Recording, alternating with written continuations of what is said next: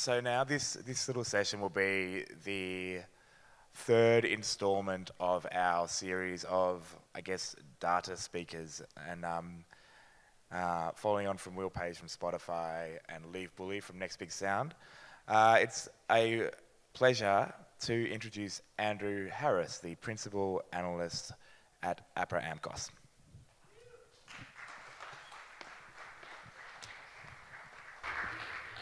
Thanks, Nick, and it's good to see a full room. I'm used to that. It's really good to be here. I haven't got much time, so I'm going to be more running than jogging, I think, more of a sprint. But what I'm going to talk about today is a bit of research we're doing on the Australian streaming landscape during 2013. And I always like to start by poking a little bit of fun at myself and also APRA. I wrote a piece for the Financial Review a few months ago, actually now, and I got a really angry letter about what I wrote, and the person was saying to me that I've got to get my head out of the sand, it's a brave new world, and we've got to deal with it because we're still stuck in the old world. Now, after I got over my extremely hurt feelings about this, I sort of thought about it, and it made me realise that people didn't really understand APRA's role. So I want to talk a little bit about how we're involved in the digital market quickly. Any legal service that operates in Australia has to hold a licence with APRA AMCOS for the underlying musical works of all the tracks on all of the services. And that means that they report everything to us to ensure that they're complying with their licences and for us to work out the royalty fees. So they report every track streamed on every service in Australia, at least monthly or quarterly, and also the gross revenue of those services. And it's not just one label or two major labels, it's everybody, so it's indies and majors alike. And that puts us in a position that no one else really, not even anywhere else around the world, I don't think, is in to be able to look at a whole market in that kind of interesting way. So what do we do with all of this? We've done some research. It's been a lot of data behind it.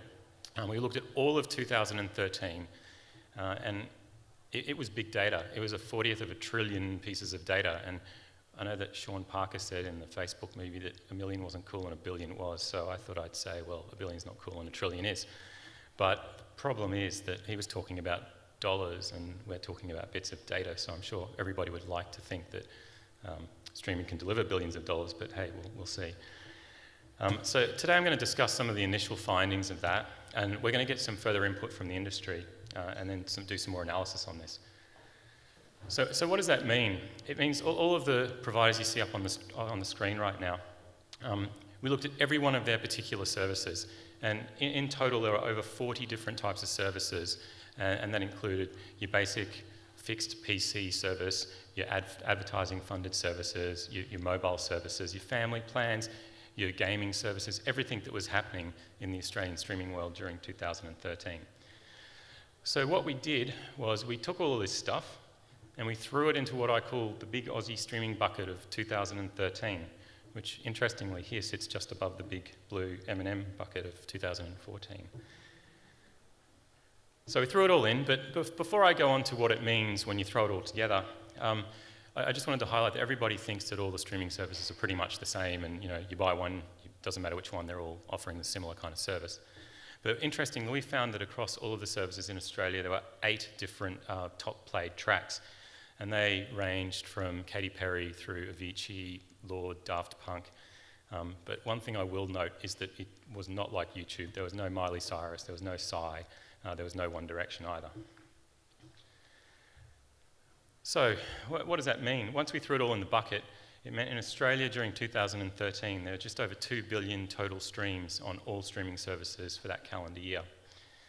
And that's equivalent to about 5.5 million streams per day.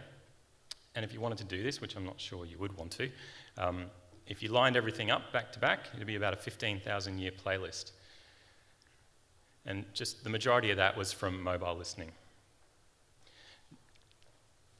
Now, if you think about that, that's a lot of streams, that's 2 billion streams, but then when you think about the number of tracks actually being played, it was just over 10 million. And you flip that around and you think of services like Spotify and Deezer talking about between 20 and 30 million tracks in their library, then you can kind of realise that between half and 2/3 might not have got any plays at all, at least in Australia during 2013. But it's worth noting that that's 4 times the number of unique downloads we saw across downloads last year in Australia. So breaking it down a bit, we found that about half of those unique plays had less than 5 plays, and about a quarter had only 1 single play. And if you want to think about the star system and the long tail, we found that the top 10% of tracks accounted for 70% of all the plays. So those numbers are all really exciting and they're big, and that's great. So I guess you're asking, what's the point? Who cares? What we wanted to do was jump ahead, and by saying that, I mean we wanted to get away from the public debate about artists coming out saying, I got my Pandora return or I got my Spotify return, it was just nothing. We want to get away from the per stream rates and people talking about micro cents of per stream rates. We wanted to jump ahead and say, okay, well, what if streaming does deliver on the promise of bringing revenue back to the industry? Let's assume that happens. So what does that mean? So I'll lay the foundation, and I'm not sure if you're ready to go to the future that people think it might be, but looking at the ARIA trade sales of 2003, the good old days, we had about $650 million of revenue in Australia. Everyone probably knows last year it was almost half at $350 million. So what we're going to do here is try and put ourselves into the future and assume that the bundling and the integration and maybe the music service embedded in the chip in your head at some point, everyone's paying for a streaming service, and it's not hard to see it happening if you look at the numbers, because even if it was just a fifth of all Australian mobile subscribers, we'd get back to those kind of glory days of $650 million of trade revenues that we had back over 10 years ago. So everyone's got to put their mind there to think about this. So are you all with me? Really? Do you need some blue M&Ms? I don't feel like you're with me, but hey, let's go anyway. The kind of questions that we wanted to ask, one of the things we talk about at APRA a lot is we were wondering about the concept of, sure, can streaming services succeed at the aggregate level, so bring the revenue back, but might they fail at the artist level? So we also wanted to look at what was happening on streaming in our big bucket. So what are people listening to? Is it mostly new releases or is it mostly back catalogue? We also wanted to look at local Australian recordings and look at that in terms of the international picture of what people are listening to here. And we also wanted to try and open that chestnut, which is a bit of a big issue around the world at the moment, of what's the indie's true share on streaming services as opposed to the physical market shares that are generally being used to develop license deals around the world. So I'm sure you're all across it, but I'll quickly run through it. We understand they're different models. I'm not saying one or the other is better or worse, I'm just saying they're different. So in what I call the old world, so the download world, the physical world, the revenue event was the track or album sale. And in the new world, every listen is a revenue event, a small revenue event. So in that world, your 60s record that you bought, or your Velvet Underground record you pulled out last year after Lou Reed died, that didn't count in the old world other than the time when you actually bought it. In the new world, that counts. So I try to explain this to people by saying, a lot of people ask me, well, what does it mean? Surely it doesn't matter. And I kind of say, well, I want you to think about it. If you buy my record and you buy no other records that month, all of the money you've spent goes to me immediately. But if you don't buy my record and you listen to it on streaming, you might listen to it 5 times, but you might listen to 45 other albums in that month, meaning 10% of your money is effectively accruing to my record. And then that's not a good or a bad thing. It is how it is. But it could be, in the long run, that you actually get more money out of that. So, over 2 years, if you kept listening at that pattern, I'd make more from streaming. If the revenue pie was the same as the download world, I'd make more from that. But that's over a longer period of time, not immediately. So they're different models. But the question we asked was, does this mean that new releases are fighting a lot harder for money, basically, in this new world? So what we did was we looked at the big Australian streaming bucket for 2013, and we categorised them in terms of 2013 recordings and 2012 recordings being considered new releases, which is generally the way it's considered. The RIAA in the US and the BPI in the UK do this. And then anything else, so anything older, was considered catalogue. So what we found when we looked at the download world, it was about 50-50 split, which is pretty much in line what you're finding from other places around the world as well. Then when we looked at streaming, we found that it was about 70% catalogue and 30% new release. So obviously the balance appears to have shifted there. And putting it a different way, it means that for every 2 catalogue streams, there was 1 new release stream. So what does this mean in terms of incentives to reinvest in new releases if the streaming world becomes the world? My immediate reaction to it was kind of, I freaked out a little bit and just started picturing Metallica's accountants telling them to drop an album or an EP of 4 tracks every 4 months or so to ensure that they can get people listening to Master of Puppets and Ride the Lightning again. And then it was interesting that Metallica decided to go down that path with their catalogue being put on streaming services. Not saying they're doing what I said yet, but it is interesting. So what we did was, we wanted to probe that a little bit further, so we took some case studies. And because at APRA we have all of the information from all of the providers across both streaming and downloads, we could do some anonymous case studies, but if you pay attention, you might get some clues.